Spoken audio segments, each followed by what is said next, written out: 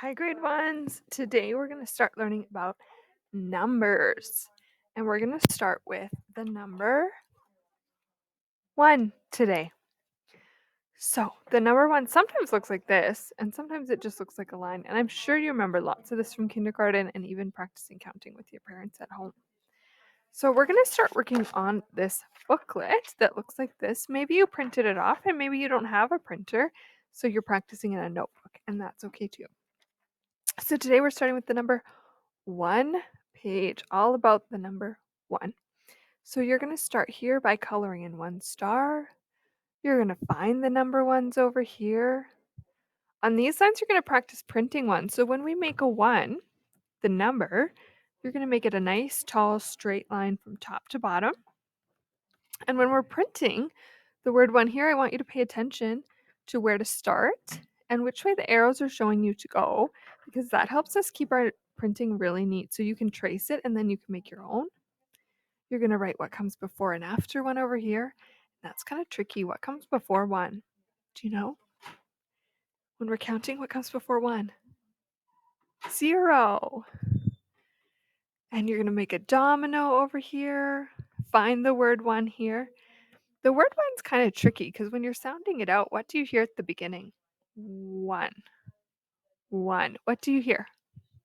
What? That's what I hear, a W. But look, what's at the beginning of the word 1? An O. Usually, what does O say?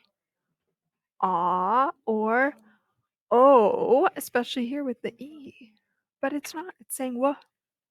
So we just have to learn how to spell this word. We can't even sound it out. Over here, we've got a base 10 block, and you might remember those from your classroom. It's usually a long stick that's orange. And you're going to color in 1 of the base 10 blocks. And over here, you can color in 1 square on the 10 frame and make 1 tally mark. And a tally mark is just a line, it just looks like a 1. So that's your job today, is to practice exploring the number 1, writing and reading the number 1, and counting. And then you get to put on this cool watch you can make. You can cut it out if you have this and wear it all day. And remember how to spell the word 1 because it's kind of a tricky word to spell. So you could do that. And if you don't have this page printed off because you don't have a printer, then you can copy it into a notebook and practice drawing 1 picture and drawing the word 1, and maybe your parents could write out a bunch of numbers for you and you circle the ones. So that's your job for today. When you're done that job, I have an even more fun job for you. Are you ready for it?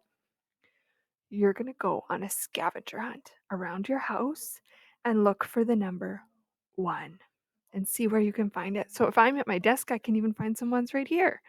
I have a 1 on my ruler for when you're measuring things. And of course, I have my big one that I made to teach you about. My calendar has ones in it to show the day of the week. There's a big one right there. And I've got another ruler over there. And my sticker book has some numbers on it.